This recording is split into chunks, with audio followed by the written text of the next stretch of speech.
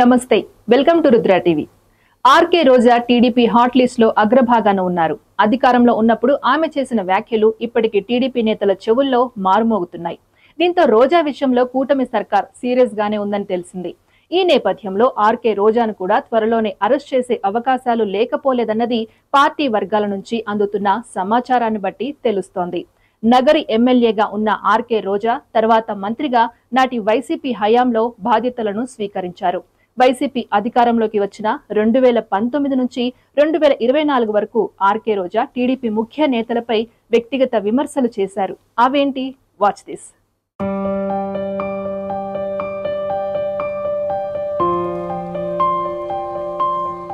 ప్రధానంగా చంద్రబాబు, పవన్ కళ్యాణ్, లోకేష్ లపై రోజా చేసిన వ్యాఖ్యలతో నాడే టీడీపీ నేతలు ఆగ్రహం వ్యక్తం చేశారు. దీంతో పాటు ఆర్కే రోజా టూరిజం, క్రీడల శాఖ మంత్రిగా ఉన్న సమయంలో జరిగిన లొసుగులను ఆసరాగా చేసుకుని ఆమెపై కేసులు నమోదు చేసే అవకాశాలు కనిపిస్తున్నాయి. ఆడుదాం ఆంధ్ర పేరిట గత ప్రభుత్వ హయాంలో పెద్ద ఎత్తున కార్యక్రమాలు చేపట్టారు. రాష్ట్ర వ్యాప్తంగా చేపట్టిన ఈ కార్యక్రమంలో భారీగా నిధులు దుర్వినియోగం అయ్యాయని టీడీపీ నేతలు ఆరోపిస్తున్నారు.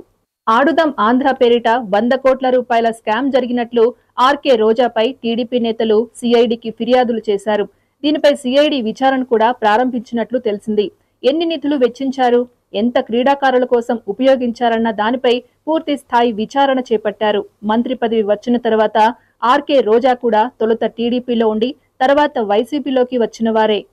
వైసీపీలోకి వచ్చిన తర్వాత ఆర్కే రోజా నగరి నియోజకవర్గం నుంచి 2014, 2019లో ఎమ్మెల్యేగా ఎన్నికయ్యారు.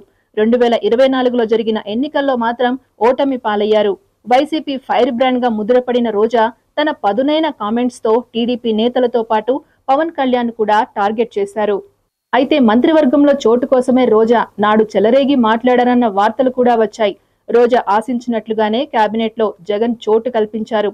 2019లో గెలిచిన వెంటనే రోజాకు మంత్రి పదవి రాకపోవడంతో ఆమె ప్రమాణ స్వీకార కార్యక్రమానికి కూడా హాజరు కాలేదు. అయితే మంత్రివర్గ పునర్వ్యవస్థీకరణలో భాగంగా జగన్ ఆమెకు అవకాశమిచ్చారు. క్రీడా, పర్యాటక, యువజన సర్వీసుల శాఖను అప్పగించడంతో ఆమె మరింత రెచ్చిపోయారు. దీంతో కూటమి ప్రభుత్వం ఏర్పాటు కాగానే పార్టీ సంఘం, కబడ్డీ అసోసియేషన్లు సిఐడికి ఫిర్యాదు చేశాయి. 100 కోట్ల రూపాయల స్కామ్ జరిగిందని వారు ఆరోపించారు కూడా.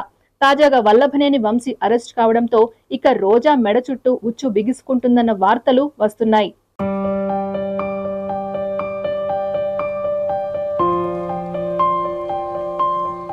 ఆర్కే రోజాపై కేవలం ఇదే కాకుండా తిరుమలలో దర్శనం టికెట్ల విషయంపై కూడా ఫిర్యాదులు చేసే అవకాశాలున్నాయి.